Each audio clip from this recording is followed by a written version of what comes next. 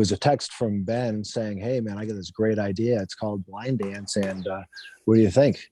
So that's when I flew out to Baltimore and really met them as people, as friends, as partners, brothers. as yeah, brothers. Yes, yes. So it was those 5 weeks in Baltimore that really kicked off our relationships. That was a great trip. Hey, everybody. Welcome to the final episode of See Sedona Skies with our main man, Sedona Dave. Today, we've got our president of the Blind Dance Film Festival and also the LD Lighthouse, Bari Asman.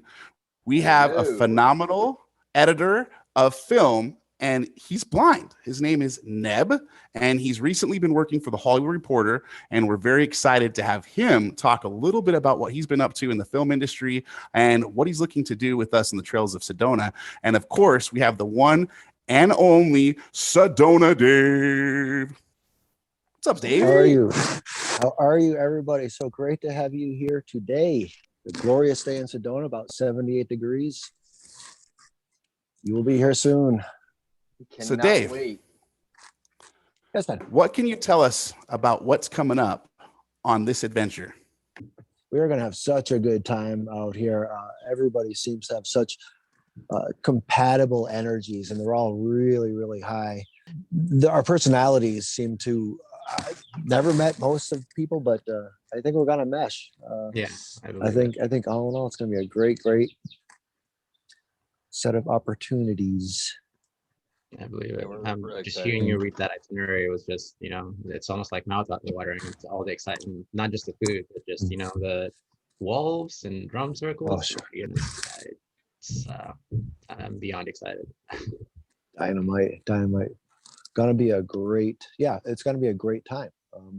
I've done all the planning, and I said to my wife Deb this morning, I said, I've got nothing to do today. I'm all planned out. Oh wow, that's so she says, there's been a lot of planning. Sure. When did you start making films? What in the world is it like making films and going blind, and editing going blind? Those are my two questions. So it was about around 8th grade that I first remember started making movies, and I remember taking a video production class that my middle school had to offer. And so that was kind of the beginning of my journey. I've always been fascinated with cameras growing up, but in Ethiopia, video cameras are pretty expensive, and as a kid, you're not necessarily allowed to have them and whatnot. So that makes them even more fascinating. Like, why can't I? And so, after 8th grade in high school, I kind of just kept kind of following, my passion, my desire. I've always been a big fan of movies, and I just made a bunch of, different crappy short films and whatnot. Just, as I practiced the craft, it was all me just with a camcorder. And, I remember setting up like a boom on a stand. I went to a high school that had a closed circuit TV station. So I learned a lot about like TV broadcasting and, switchboards and all that, like how news is produced. And I also kind of made videos for the station that highlights different activities that were going on at school. And so that was kind of just the beginning of it. And at that point, my sight was somewhat better than it is now. Now, I've never had 20/20 vision. And so, but I knew, I was aware that it was gonna continue to deteriorate.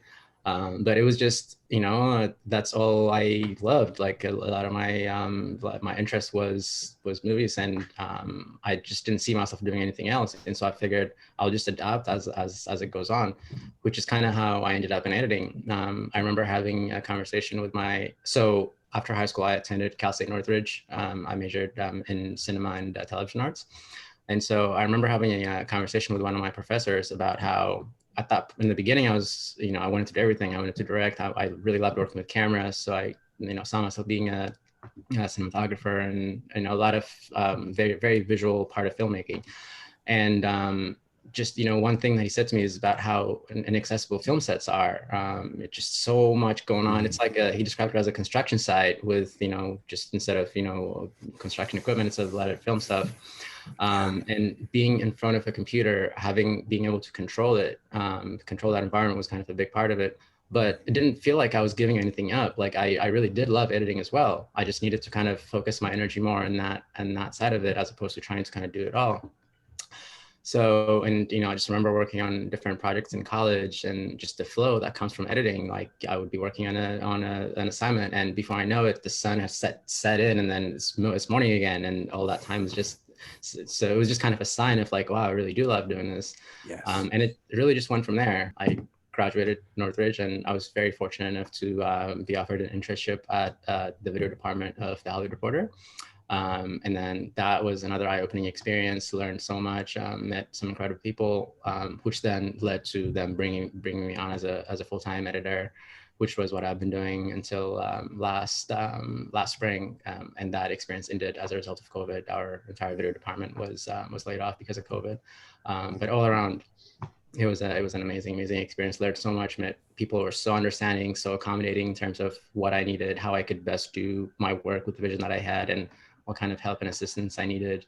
It's one of my, and at that point, especially after graduating college and working on full time as an editor, was such a unique experience for me. I was just like, okay, I got here, I made it. I'm doing what I want to do now. And so that gave me the time to kind of further develop myself into the person that I become, the person that I want to become. And so, that gave me the space to, do what I love while also learning and growing as a human being. What really hit me was when you said you're editing all through the night. And you're like, oh, hey, the sun's coming up. I love that, brother. I love that so much. Every once in a while, I'll send Barry or even Dave. Like I'll do it through Facebook Messenger, so it doesn't ring on their phone in the middle of the night. I'm like, it's like 4 a.m, and I'm just going to bed, guys. Check out the new video. That's one of my favorite things to do, actually. I love those text messages. I love waking up in the morning and seeing those. Those are the good ones, brother. Those are the good ones. I'm trying to be a bit more disciplined about my sleep and all that, so I'm trying to keep that under control. But there's still always those nights where, especially if I'm excited about something that I'm working on, like I can't sleep even if I force myself to. So I might as well just kind of wrap it up and go to bed in the morning. Well, speaking of exactly, because you're not going to sleep, you're going to go try to sleep, thinking about it, get up and edit anyway, right? That's how you know you're a filmmaker, brother. But speaking of which, you remember that Borat is not retired? That was edited all night, baby. Oh, it was fun. It was a fun one. I'm sure it was. It was a good one. Was it one of those 48-hour film festival thingies? It was a 5-day film festival. They gave us the instructions, and then 5 days later we have it up. But for various reasons, because Barry was leaving to go back to New York and different things, I wanted to make sure to film that and get some editing done just in case I needed to get back in the office the next day or something like that, and do something. So I edited that thing furiously, and I had it I basically did the whole thing in 24 hours, and then I wanted to make sure I could upload it and all that, but I could have probably gone to sleep. I probably could have. It still got time. But what did you think of Barry's performance? I'm very curious. That is, to my understanding, his first actual being in a movie.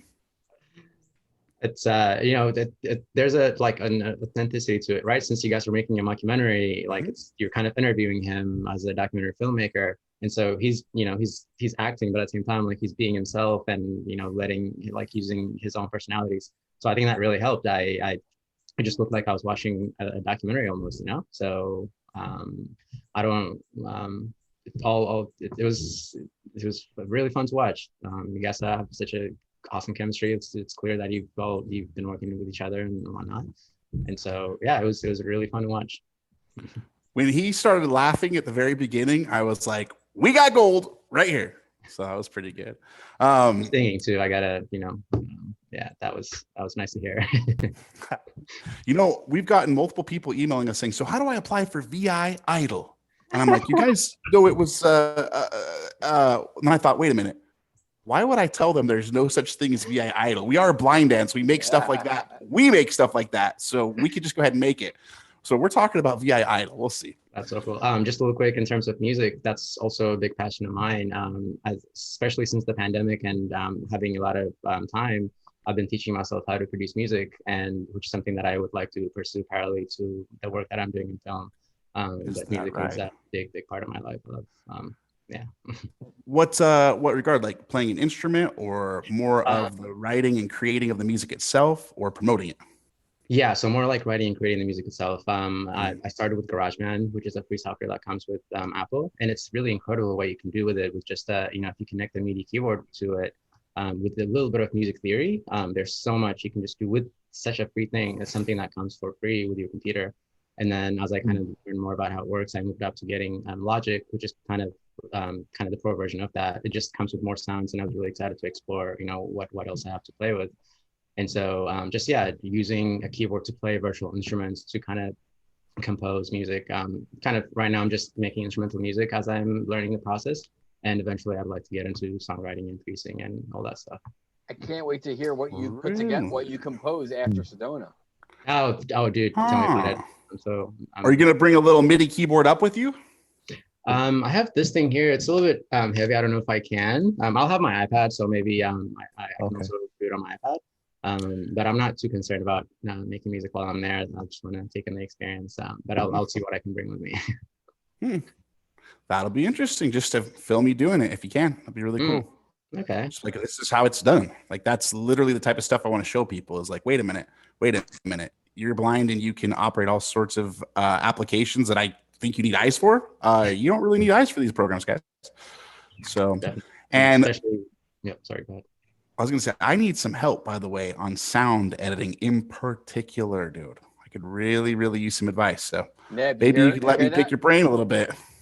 Interesting. So what do you mean by sound editing?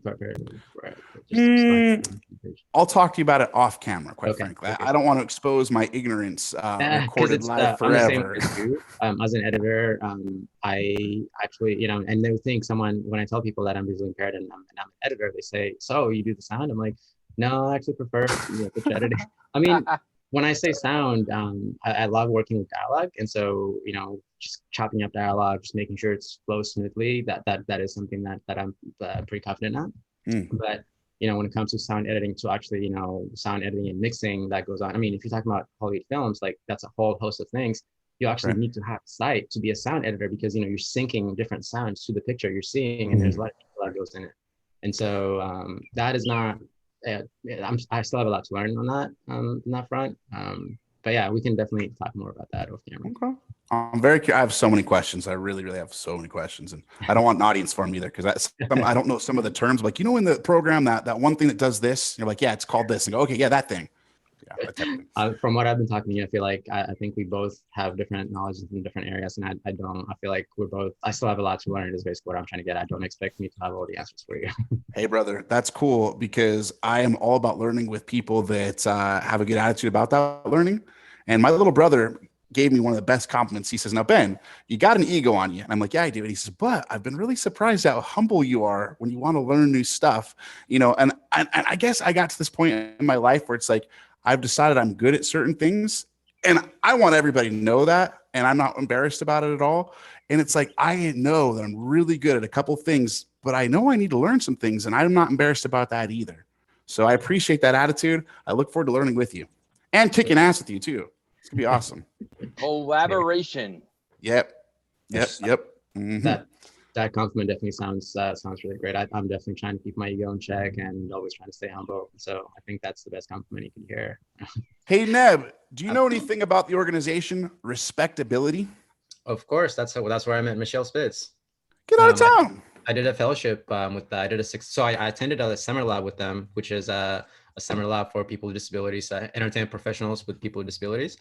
And so it was a really cool experience. They had it was sponsored by all the major studios, Disney, Universal, and whatnot. So they had a lot of guest speakers that came in and gave us a lot of useful insight.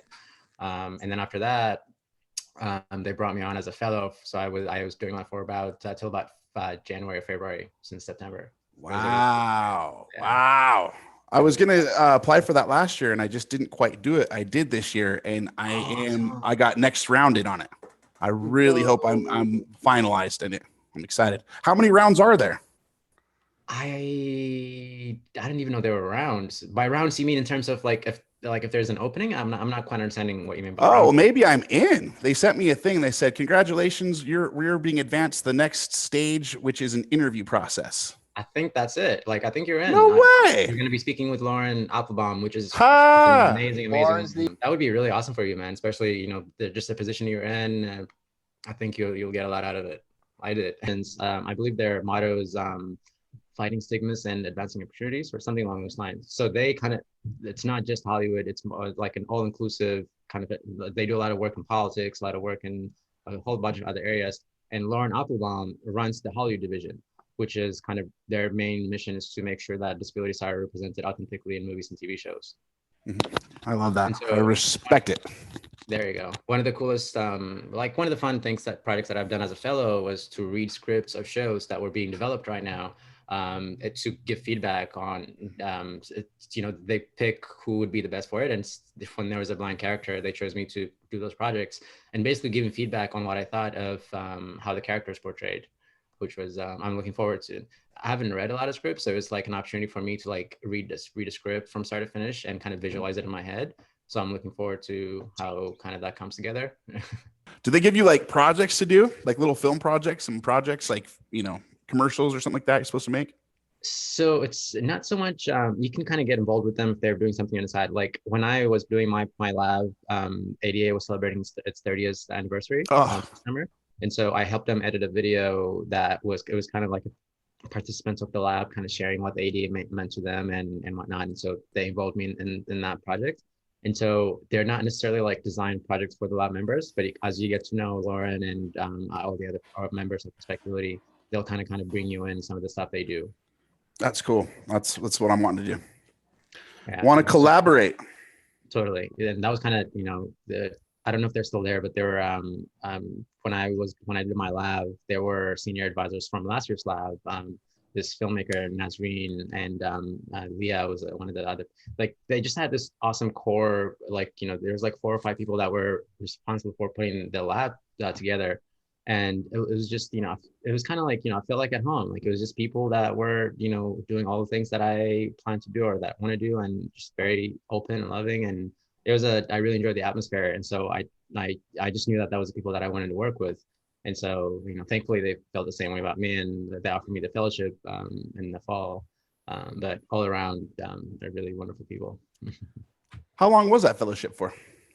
It was about 6 months or so. I actually kind of just, I could have stayed until I got a full-time job, but I just wanted to kind of focus on doing my own things. And I feel like I got what I could out of it. And for me, it was mostly to give back. Like I got a lot out of the lab and it was kind of just my way of like helping them out on the stuff they're doing as a fellow while also still kind of continuing to learn. Right. But around February, I just told Lauren, hey, I kind of just want to focus on my own stuff now. So I'd like to end my fellowship officially, but I'm still kind of, if there's anything that I can help out on, I'm still kind of available. So I'm, to a certain point, Lauren actually reached out to me about a month ago to help them edit the video they're doing for a grant fundraising thing. So to a certain point, I'm still kind of working with them, but I believe the fellowships are designed to last for about 6 months. But if you are still available, if you're still open, you kind of extend and whatnot. Okay, yeah. That's awesome. That's awesome. I'm gonna try to do whatever I can. I want to learn with everybody there, and quite frankly, I am getting back to filmmaking, and I'm like, the technology has changed so much in 20 years. It's ridiculous. Okay. So. I'm learning a lot. I can't even believe how much I don't know. I've wondered about, like, you and I were talking back in the day, you're talking about, like, hey, if I'm coming out to Sedona, I would like to help, but not be necessarily on camera too much. So and I'm super curious about that. Like, what are your thoughts about that? And why have you kind of made that decision? That's actually something that I've been wanting to talk to you about. I'm kind of finding that the balance for myself. As I kind of think more about the project and whatnot, I am willing to kind of open up a bit, but I'm still like, as of right now, the things that I want to contribute and whatnot, it may be a comfort thing and I just need to kind of push myself in terms of getting out of my comfort zone a little bit. But I as an editor, I spend a lot of time behind the scenes and that's where that's where my confidence is. That's where I can do the best work. But with that being said, the more I kind of read about the project, the more I get to know you. I'm willing to be somewhat open up a bit. I don't necessarily, I don't know what your plan is for the documentary. Like, I don't know how you see it play out, but I am willing to kind of share my story a little bit and be in front of camera a little bit as well. I would just like to minimize it as much as I can if possible. I appreciate that. No problem at all. The same question though, but for your future in life, I'm curious, do you think, because I got to tell you, I think you're great on camera. I think that you have a very succinct way of expressing yourself and a large amount of information in a short period of time. And that being said, I'm just curious, like in 5 years from now in this industry, if you could see yourself doing more interviews and being out on the camera a little bit more. So yeah, I'm open to it. I think it's going to be part of my personal development. I'm still like, I feel like I have a lot to learn in terms of how to, present myself. And like I said, a lot of it is just kind of me being in my head too much as well. You're not the only, like I've been hearing a lot of that. Like you're not the only person that's been saying that to me. And Mhm. so, and I do know that I have something to offer. So I, to a certain point, I am willing to kind of share what I know. But at the same time, like I want to do that through, in terms of documentary filmmaking. I want to do it through like the people, using other people, like other people's stories basically, and kind of be the person that helps others tell their stories. And, sometimes I think about even just, doing press and whatnot, like I worked at the Hollywood Reporter, and I've seen a lot of interviews, and for some reason I just don't see myself and doing a lot of that. I would just like to kind of do my work and let the work do the talking. But once again, it's just something that I kind of have to kind of keep exploring. And as I kind of grow, I'm willing to kind of find the balance between how much to kind of, be on camera and do all that stuff, and when to kind of hold back. I think that at least as a team between you and I think that's a really good fit because, I like to be on camera, but I don't like to be on camera all the time. I really am kind of halfway in between. And I like the idea of working with somebody such as yourself that has a depth of experience being around different styles of interviewing, but you're really not the interviewer. You're the editor. So, but you're really hearing what the good questions are. And when the answer kind of rambles for a little bit, but they get to the meat of it, I'm sure you've seen that a bunch of times, and you're good at finding that. And I wouldn't have to like sit with you the whole time. And at the same time, if I was ever like, hey, Neb, I'm on a call. Can you go out and like talk to these people on camera? I know you could. I love that. I'm just letting you know that. So I appreciate that. And just Mhm. going to what you said about, not so much doing the interviewing and listening to the interviews. I'm actually kind of finding myself when doing a lot more interviews now. I told you that I'm working on a documentary about tandem bike riding. And Yes. so that Oh, was, and I've C shared to with you, if you C remember, to C? what's that? Are you working on C to C? No. It's just a Oh, personal doc that oh, okay. two of my friends that that introduced me to tandem bike riding, kind of capturing their experience, and I'm just trying to kind of make something out of it, just because I have all this time and what friends were willing to help me out. So I'm just trying to see where it goes. But I was just saying that because I've learned a lot in terms of the producers that I worked with at Hollywood Reporter, what they did with such, they just basically just take two camera people and just some questions, and we make a very high quality product out of it. And I'm kind of taking, as an editor, I've heard a lot of different interviews, a lot of different ways of asking questions, and so I'm kind of putting that into my own work now. So moving forward, I do see myself doing a lot of that, like doing a lot of interviews and actually controlling the content that I edit. But at the same time, like if I'm working with like Ben, if I'm working with someone like you, for example, that already has a lot of experience and the story that you want to tell, I would rather just sit back and edit. Like that's where I find my that's where that's where a lot of my knowledge is. But at the same time, just kind of following my own, like what kind of stories that I want to tell as well, and just going out and asking the questions that I want to ask so that I have the material that I want to edit, is also part of where I'm headed, I feel like. I love that about you, man. You have so many versatile skills that are just going to be a service to this project specifically, and hopefully for projects in the future. Will you be able to see something, do you think, through the kaleidoscope at the world's largest kaleidoscope store? I was just thinking about that. Like, I probably wouldn't be able to articulate what I'll be seeing through it, but I definitely will be able to see something. I love kind of different light colors. I don't know if you can see, but I have like string lights in my background. I have like a whole host of them throughout my apartment. Oh, yeah. And so like, I love kind of different colors, different lights, and kind of, going back to what we're doing in Sedona, like the sunsets and whatnot, like I may not be able to tell you the details, but I know that I'll be able to experience like the sunsets and whatnot. And so going to the kaleidoscope, like I probably can't put words into what exactly it is that I'm seeing through it, but I definitely will be able to see some kind of like almost like a light show, basically. Nice. How about hugging a wolf? How Oh do my you feel about hugging a wild wolf? that is just like just thinking about it seems so exciting.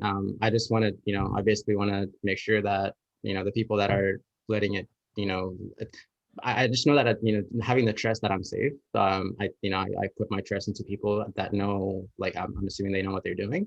And so, I've gotten to know you guys now, and if you tell me that it's safe to hug the wolf, I'm gonna hug the crap out of that wolf. Like, I'm not gonna hold back. And it just seems such a I can't even find the words for it. I'm really looking forward to it. The short answer is yes, I will hug a wolf if you tell me to. By the way, you're talking about hugging a wolf. I heard a rumor. People are talking that I'm going skydiving. Not happening. Oh, actually, Barry, I actually committed you. I have to tell you, I made a promise to April LaFrew. If she challenges you to jump out of a plane with her, that you do it. I don't know if I can pull that one off. Out of a perfectly good I'm airplane. going to do it. I'm going to do it, B. I'm going to do it. You're going to do it? Okay. But we're going to wear blind dance shirts, though. That's the whole thing. It's a publicity thing. That's fine. We can send a dummy up there. And oh, my gosh. Barry, come on, please. I'm not going to commit to it, but I'm open. I'm open to it as well. I'm not committing take my spot. All right, that's fair enough. We on behalf of Blind Dance, we got to get Neb up there. But so Sedona Dave, I'm going to ask one more question real quick of Neb, but then I want you. The question leads into something from you, and you'll know right away. Hey Neb, what do you like in your trail mix? Cactus. Ooh, that's like the one thing I wouldn't. I've lately been to like a lot of granola. So like granola, raisin, nuts, all that good stuff. That's the first thing that comes to mind. Are those? Do we have those things, Sedona Dave? Granola? what we have for you after dinner when you arrive Wednesday night. I'm going to set up a trail mix station with, I think I have 10 different ingredients and scoops. That was today's mission, to go down to 89.8 and find scoops for this. Different ingredients: nuts, raisins, craisins, chocolate granola, chips, bittersweet. Not granola. I haven't gotten. I'm okay without granola too. That's totally dried cranberries. Everything that can make some real custom trail mixes. So after dinner, grab a Ziploc baggie and a scoop. Go to town. Make up your own custom trail mix. Yeah, it sounds like the best dessert after dinner. Oh, it's for the trail for the next day too. Oh, yeah, it's for the next 2 days. Yeah. I imagine you probably eat some whenever you want, though. But I'll tell you what, out of everything that we're doing, Dave, for whatever reason, I am the most excited about the trail mix station. And my brother John will tell you. He'll tell you I have been practicing at the house and ordering all sorts of varieties and getting my mixture just right. It's like getting your vitamins right, getting your trail mix right. It's important. Now, Barry, so I'm curious about yourself. Are you going to hug a wolf on Sunday? I will not answer that right now on camera. Okay. Because I'll tell you, I was thinking if we get you, like now Barry's got these amazing custom illustrations up hanging on our wall, Neb, all through the office. We've got a beautiful one of Sedona Dave. He's leading a tour of people through Red Rocks with their wild things. That's our hiking cane. And I was thinking we got to get, while we're in Sedona, a picture of Barry hugging a wolf, and we'll send it to this gal who does the custom illustrations. Wow. And I'd love to have a picture of Barry with the wolf for a custom illustration. I think that'd be very fitting. Love that. But I'll tell you what I would rather love. I would rather have me in an illustration skydiving, but not skydiving. It's kind of like rewriting history, and we'll walk people through the office. I'm like, this is the time that Barry skydived, or did he? We'll just kind of forget over time. Maybe we'll see. We'll see. And in that picture, they can paint the cables that are holding you up in your harness from the ceiling. The paint those. It's kind of like Peter Pan. You could just be Peter Pan. Fly. Or the indoor skydiving Be center. Fox, you guys can do it. You can do some Hollywood animation. That would be fun, actually. Indoor skydiving, Dave. That's a good idea. Indoor skydiving. I would That's do a that. really good That idea. I would do. Well, I have a feeling that April or Free is going to ask you while you're at the Vortex, and she'll be like, "Oh, Barry, come on, let's go sky." You'll be like, "All right, April, I'll do it." I have a feeling that's going to happen. I think so. I'm not putting any bets or anything on it. You never know. Indoors. Indoors. I might go indoors. That's a good. Hey, Now, that's Barry, a good compromise. That's not a bad compromise. Now you're one of the fully sighted people that's going to the Kaleidoscope store. Will you be open to doing audio description after audio description after audio description of all the kaleidoscopes to everybody? Absolutely. Okay. This is a Timothy Leary, and this is Timothy Leary, and this is a Grateful Dead concert. And another Timothy Leary. I am happy to do any audio description that is required. That's going to be cool. I was thinking that would be a very interesting opportunity for people to audio describe to people that are blind, and because people will see it all differently. And we'll have like Nikki look through it, or, maybe Dave, and then Kirk if he can see anything. And then all of a sudden we'll say, all right, let's get someone that can actually audio describe it for real to tell us what was looking at. And then we'll put it right in front of the camera and literally show it to the audience too, as you're audio describing it. Yeah. I have be like, you guys are all nuts. That should be a lot of fun. Yeah. No, we're trail mixers. Oh man, I'm gonna have the best trail mix, you guys. I want to have a contest, and you could also be the trail mix judge, Barry. And you could a little bit of this one, a little bit of that one. I need a trophy. I want my cranberries. I want my cranberries. You got it. Now, my question is, how much cranberries do you want, like ratio to peanuts? I don't eat any nuts any longer. Oh, granola? I stopped eating any form of nuts. I remember talking about that. To avoid migraines. Oh, wow. So I've got to come up with another base. I used to love peanut. I used to love peanuts and raisins. They used to be like one of my favorites. Oh, yeah. We've got lots of raisins, lots of craisins, lots of yes, cherries. Got those. Okay. I'll have to think more. We got chocolate chips and bittersweet. We'll come up with a modified trail mix. How long have you been working on the werewolf gear, and like how long has that concept been going on? I started that. I launched in October of 2019. This is the logo right here. It's the logo on the hat. Okay. Hopefully you can see that. It's more of a modern. What is it? How would you describe it? It's like a white, it's like almost like wings. They are representative of doors opening. Okay. Is the concept of opening of doors. So it's a modern look of a wolf head, or a geometric look of a wolf's head, with some symbolism of the opening of doors. That's cool. And that's the new look, and I'm so excited. We've got a great designer on board, and she's got some great visions. The notion behind it is reflective silver on a matte black background, so the logo, the image just pops, and it adds that element of safety as well. So it's form following. I had an opportunity to get a little bit of a taste of what Sedona was all about, and that was back in December, when we were originally supposed to go out and film See Sedona Blind. But it was the grand opening for Bari to feel and experience what Sedona is all about. And ever since that trip, there isn't a day that goes by that Sedona doesn't pop into my mind. It's like, I can't wait to return to Sedona. There is a special energy that exists in Sedona. So I know how excited Dave is for everyone here as part of this group to be able to feel the energy that exists there. And I'm telling you guys, whoever is fortunate enough to come on this trip, you don't even realize what this is going to be like. So it's, again, not going to be the most incredible experience and a journey of a lifetime. It really is. So I hope everyone is, psyched, ready to rock and roll. This is going to be a really an all-out fun trip that gives everyone a new perspective on life, and to be able to recharge, re-energize, and be with an incredible group of people. So I'm very fortunate to be a part of this. And I want to just, publicly thank Sedona Dave and B Fox for all your work that you've been doing to get us to this point. And looking forward to hanging it with everyone next week. Oh, it's going to be legendary hang. Dave, what was it like to see Barry when he came out for that quick preview of Sedona? What was it like hanging out with my man Barry from the East Coast in Sedona at the Vortex? Oh, it was like a blank canvas.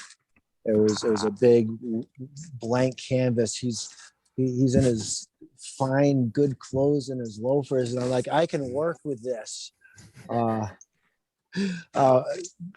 And he got onto the trails with us with his. I don't mean to keep picking at loafers at a time like this. They were leather, but Barry got it done. Yes. He was on the trail with us. And I said, you know what, he's got the willingness to do this as he is now. We can definitely work with him. He's got the enthusiasm for Sedona. You can see it in his eyes. So it was just so easy to, and it wasn't a matter of bringing him on board. It was, how do we channel and direct his enthusiasm to make this huge? Mm-hmm. And as we were preparing for the trip, he sent me a text, getting a bit of a consult on hiking boots. And next thing I know, he's like, these are the boots I got. And I got cargo pants and camo cargo pants. And I was just elated. I mean, I felt like I succeeded. You did. You did. And by the way, I do want to say that my loafers carry back Red Rock dust. And they should. Beautiful. You know, that's awesome. That's awesome. That's bragging rights. It is. Red Rock dust and loafers. Not too many pairs of those on this planet. So cherish. Good luck. It's good luck. And if I can add one more little tidbit here, this is going back to my mom. I asked her about June and the Sedona Film Fest, and she can't make it. She can't really fly anymore, but she said, let me just ask you, if I get the Citation X, would you come out? I will insist. I'll have to accompany her.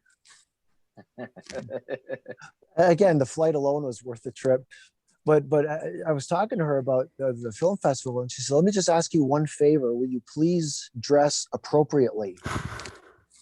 And I said, Mom, a werewolf gear is my thing. How can I not be appropriately dressed? That being said, seeing Bari out here with cargo pants and hiking boots, I can only smile and say, you know what, Mom? I did it. I'm a trendsetter. Look what I have done to this fine gentleman. Hey, we're talking about the film festival. I don't know if I'm coming out in cargo pants for that, but it's the look. It's the look. You know what? I think we should all be dressed for the look at the film festival in the apparel that we are going to be wearing throughout next week. That's what I'm saying. And I've got a great a werewolf suit with a werewolf logo suit. Although I don't have suits, I think a werewolf hoodie would do just fine at Film Fest. Oh yeah. Mom will be so proud. Your mother she is very will be proud. Did you send out a newspaper to her? We'll chat. Okay. I mean, that's classified. That's classified information. The U-2 spy plane's flying right above right now. Neb. Yes, sir. Have you ever been hiking before? I have. I live pretty close to Griffith Park in Los Angeles, and so I do a lot of hiking there with some friends. I'm involved with a nonprofit here called Hearts for Sight. I have shared a video with you a while back called Hiking with Hearts for Sight. You did. That's why I asked. That's just being funny. There you go. Yeah. That's a great organization that is kind of their mission is to advance health and wellness in the blind community. And they host these hikes that where blind participants can partake while being guided by a sighted guide. And that's an organization that I'm involved with quite a bit. And I really admire the work they're doing. But to answer your question, the short answer is yes. I have been hiking. I love hiking. And anything that has to do with the outdoors. There was, being visually impaired, there's a lot of constraints. One of my goals is to be able to find a trail that I can hike on my own, which is something that I haven't been able to do quite yet. So with that being said, I'm so beyond excited to be part of this project and to be hiking in Sedona next week with you all. I got a question.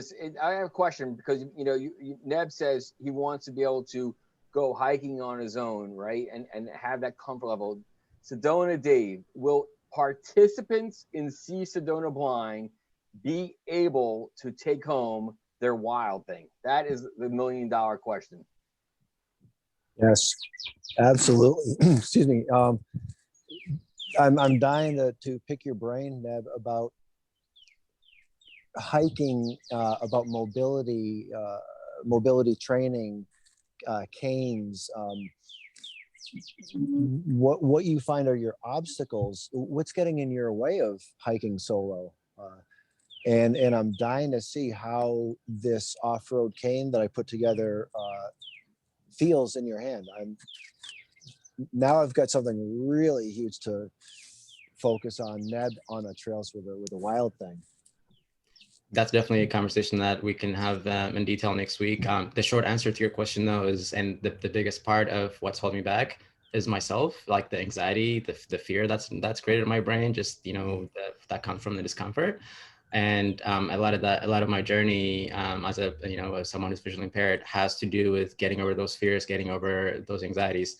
And then on top of that, and I mean, the way you get over those is by having the proper mobility and proper training. And so there's a lot that I could learn in that regard, in terms of how to feel, how to properly take care of myself, how to properly use my mobility skills, while also learning how to just quiet the brain, like I'm fine, like the self-talk that goes on, just getting control of that is part of my biggest problem. And when you hike, how do you navigate? How do you stay on the trail? So, like I mentioned, so far a lot of my guides are with a sighted guide, and so if there's someone next to me, I can easily just follow. I have enough sight to kind of see my surroundings well enough. If there are obstacles in the trail, like a big rock or dips and whatnot, my sighted guide will kind of shout them out as we go. I'm now in the for a while I was kind of resisting using my cane. I'm getting a lot more comfortable with using my cane now, but in the trails that doesn't assist, and I'm sure the cane you've designed will kind of solve that problem, but the normal walking stick cane is not necessarily that useful in the trail. So I don't necessarily use it while hiking, just kind of in the parking lot going into while starting the hike. Okay. I am super, super excited to get the wild thing into your hands. You're mobility trained. You're an adept at the long cane. It's been a while, yeah. The wild and sorry to interrupt. Oh yeah, no, it's all. You've got the skills. Now you need the cane that's going to get it done. And this is exactly how I ended up putting together the wild thing. Is I needed something, but I don't know what it is. And so I just started tinkering in the garage, and this, Neb, let's come on out. Hurry up. I'm so beyond excited. It's almost here too. Barry was mentioning how we had it planned in December, and he ended up going. And I texted Ben right away too. And I was like, hey, can I still come? But in my position, I try to listen to my inner voice as much as I can. And there's, I felt like it was better for me to experience it when we officially had the trip. And so I decided, Ben, hey, let me hold up and do it when we actually plan it. And so, but I was so excited that I just couldn't wait. And so I was like, can I just come and enjoy it now? And I'll come again in April. Well, let me tell you, Neb, it's going to be bigger. It's bigger and better for next week. So exactly. I think that's why I hold up. I think, guys, that's where you guys were headed. And I think also everything happens for a reason. There's a reason why we postponed, mm-hmm. and there's a reason why we're coming back now. Mm-hmm. And this is how it's meant to be. So totally. really excited. So Neb, when you very first heard about Sedona, I remember we were just kind of talking about it, and you immediately said, I'd go, I want to go. I'll do whatever I can to go. I haven't been to Sedona, and I feel called to Sedona. Yeah. What did you mean by that? What does that feel like? I mean, how do you know that it's to Sedona? Tell me about that feeling, please. That's it's a whole kind of, like, I'll try to be as brief as I can. Sure. But Dave mentioned kind of the synchronicities that came into putting the trip together.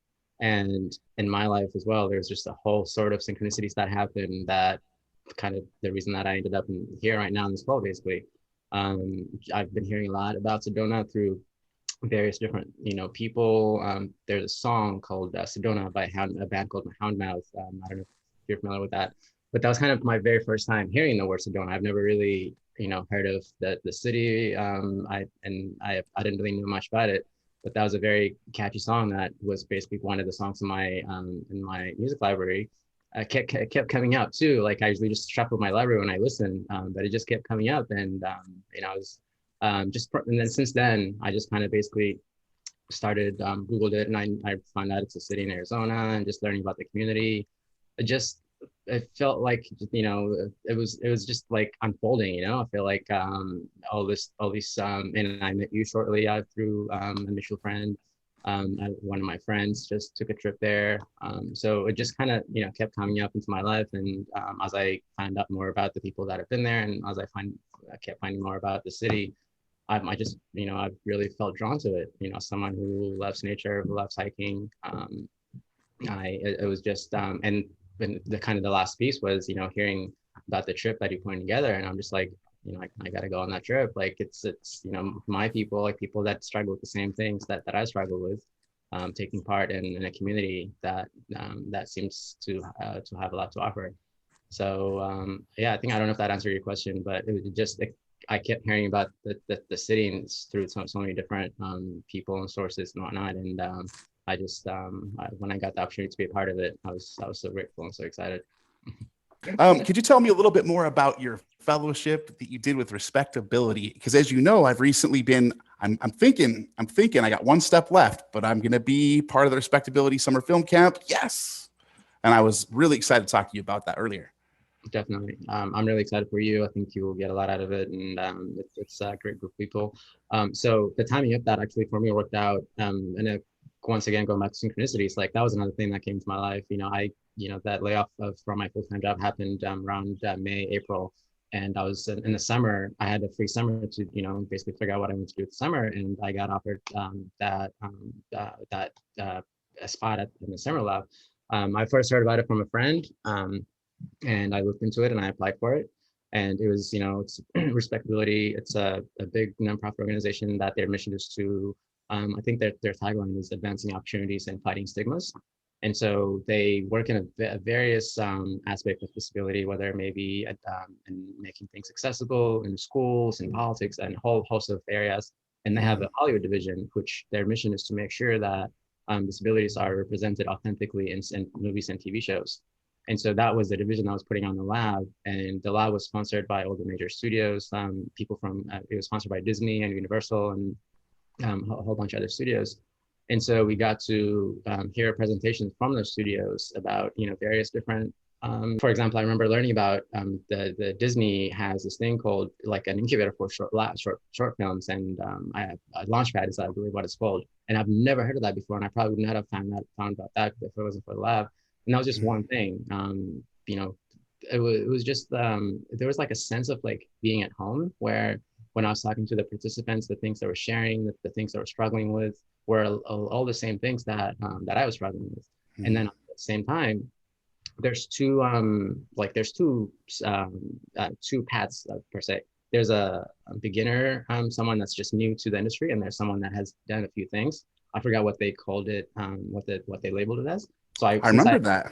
They asked me, are you new to the industry? Or have you done a few things? They literally said that. There's two different tracks. And so since I had some experience at the Hollywood Reporter, I did the other track that which is that I had some experience. But it's so incredible to meet people that have done so many great people. There's some people in there that have written, that have sold scripts, that have had their film screened in festivals, that have written feature films. And people were already doing a lot of the things that I see myself doing in 5-10 years down the road. And it was just, it was when I think about those things in the beginning, it seemed more of like a fantasy. It's like, oh man, am I really gonna write and produce like narrative films, and how would that all come back? But at the end of, after going through that lab, it seemed a lot more of like an ideal goal, like something that I can actually achieve, because I'll have the support, and I'll have the support that I'll need. And so it was just a really incredible experience of just meeting people that want to tell empowering stories. So that when that lab ended, I was offered a fellowship through Respectability. So for the next 6 months, I was part of their fellowship program. Which is basically to, like, one of my tasks was, like I mentioned, their main mission is to make sure that disabilities are represented authentically. And one of my tasks as a fellow was to read scripts to make sure that the characters who are blind, just so that they assign you with the disability that you know enough about, and since that's my life, they would give me scripts that have characters that are blind, and I'll give feedback on what I feel in terms of how those characters are portrayed. I haven't read a lot of scripts. It was overall, it was a really cool experience for me to just, read how a script is put together. And I'm looking forward to, seeing it come into the screen whenever that happens. But overall, it was also just a really great way for me to kind of give back, since I had this really amazing time participating in the summer lab. It felt like a way of just giving back a little bit in terms of offering what my knowledge and what I have basically for them and for everything that they were doing. So I'm really excited for you. I think you'll have a wonderful time. I appreciate that insight. One of the reasons I'm excited to work with you is where you kept going forward to make films, even though you understood you were going blind. For 20 years, I ran away from making films. And so that's where we definitely went the opposite way. And I'm back now. And I do have some fear still. I'm back. But I have a little bit of fear, and I'm willing to admit it because, I have a little bit of sight left, and I do still use a little bit of sight left that I have. And what happens when it leaves? And so I tell Barry on the office, I go, man, one day I'm going to go and learn from Neb, like how he edits with less vision than I've got. I've got to learn I got to eventually just close my eyes and be able to edit with my eyes closed. And then I'm going to feel great. And so we're teaching different people to make films. But quite frankly, at the end of the day, I would love to be able to use a camera with my eyes closed with audio cues. I'd love to be able to set up tripods that got those like mechanical swivel heads that move around and follow you, right? That track you on a set. I'd love to set all that up. It'd be fun to explore it. Yeah. I just want to be kind of honest and open enough to say too that like I do have some vision as well. Like, when I'm editing, because I have the same fears that you have as my kind of vision continues to deteriorate. It's very incremental. And so, I can see how much it has gone down since 5 years from now. And so in the future, if it keeps going the same way that it does, I know that it will be difficult for me to do the kind of work that I'm doing. So, we share the same things, and we'll adapt as we go, I believe. But I just want to say that I do share that fear as well. And I probably do have a lot more sight than you think I do, because if you tell me how do I edit with my eyes closed, like I can't do that. Like I don't know how to do that. I still rely on the sight that I have to do the work that I do. I want to tell you something. I'm going to hold it up here. I'm holding up a keyboard. Yeah. My wireless keyboard. Yeah. When I don't know if you guys have ever went to actually taking a proper typing class, but I took one back in 8th grade, many, many moons ago.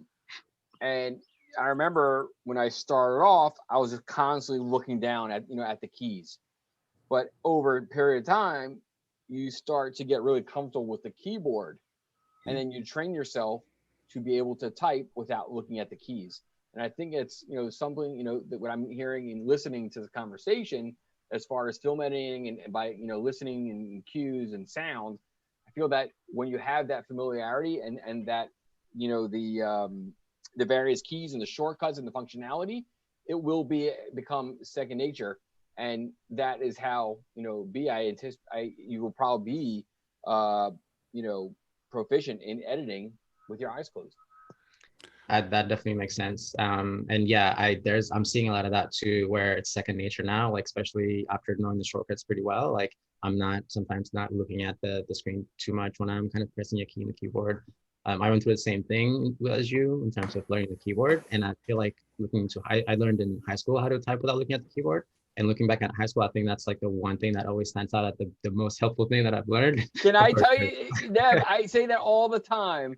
I said, I had a choice. I was originally in 8th grade. I was taking Spanish, and I was like 3 days in, maybe it was a weekend. I said, this is not for me. And again, I said, this is not for me. And they said, well, it's either you take Spanish or you take typing. I said, I'll take typing. And it was the best thing that I ever took. Right there with you. And I can't even look at, I learned it when I have enough sight where I can look at the keyboard and see what the letters are. And I can't do that now. And so I'm so glad I learned it while I still have the sight to be able to see the keyboard. Yeah. So with shortcuts, You can do anything. Definitely. I'm loving it. Definitely. Neb, what would you tell somebody? One last question for me, and then I'd like to kick the ball over to Barry and to Sedona Dave to close this out. My last question for you is, what would you tell somebody who's legally blind or blind that wants to be a filmmaker and they're on the fence about could they be a filmmaker? Ooh, it's a lot of pressure. You know, like it sounds like a cliche, but that saying, where there's a will, there's a way. I think it really, like the question you want to be asking yourself is like, why you want to be a filmmaker? Like why, like what, it's one thing to be a filmmaker to, you know, there's a lot of glamour that's associated with the craft. And so I feel like it starts with getting clear on why you want to be a filmmaker. Like, do you have stories that you feel like, you know, will add some value to someone's life or to the world or whatever. And I think when you realize that it is something that's really important to you, and that's something you would want to be doing no matter what, you'll find a way. Like you just, you know, you especially right now, like the new iPhones that are out, like in terms of equipment, there's so much, like you were saying earlier, like you will be, I think we're getting to a point where you're able to, you know, hold up a camera without necessarily not being able to see the screen. There's a lot of audio cues that you're getting on what you know, where to point. And sometimes I'll have voiceover on my phone and I'll point it and it will say like tilt left, tilt right. And I'm just like, I didn't even know those features existed. And so That's so cool. Yeah. So there's, you know, in terms of how, and also don't forget, like filmmaking is a collaborative craft. And so there's going to be someone, brother. Exactly. And there's going to be, you know, a side of people with you. As an editor, I heavily rely on, especially once I have, for example, I'll be working on a project and I would have a cut or like a rough cut or something. I rely on my colleagues to tell me in terms of visually, like sometimes it's not very clear for me to say if a shot is in focus or out of focus. And there's whole sort of these things that sometimes if I'm like watching just a straight up shot, there may be a jump cut in there that's just too settled for me to be able to tell. So I rely on my colleagues to kind of assist me with that stuff. And so, yeah, I guess what I'm saying is if you do believe that it's something that you've called to do, or that's something that like you have a story to tell, it's, you know, why you want to be a filmmaker, I think you'll find a way, like whether you have no sight, some sight, there's so many positions as a filmmaker, you know, that's something that I've learned too. Like starting out, I was so focused on being a director, being a cinematographer. When I started college, being an editor was not really like making an actual career and living out of being an editor was not really part of my thinking.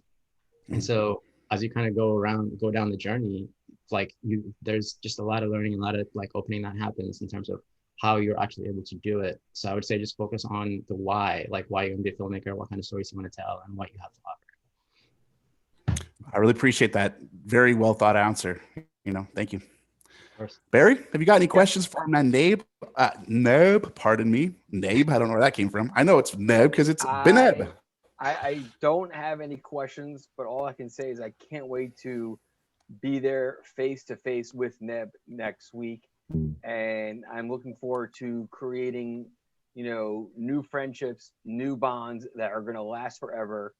And this is just going to be an experience that we all share for future generations. And I think that by us, you know, taking all this energy and bringing it all to Sedona, where the energy even, you know, is even greater, we're going to bottle it up there, and we're going to take it out when we all leave and we're finished with this experience. This is going to carry on inside us forever. So it's a tremendous opportunity to be part of this.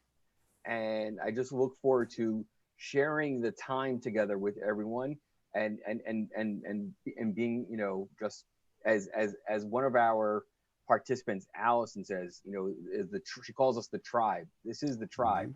Mm-hmm. And I can't wait. So thank you. By the way, Barry, did you notice that Lanny D is on the shelf right back here? That. He is always, Lanny D is always omnipresent, as they say, right?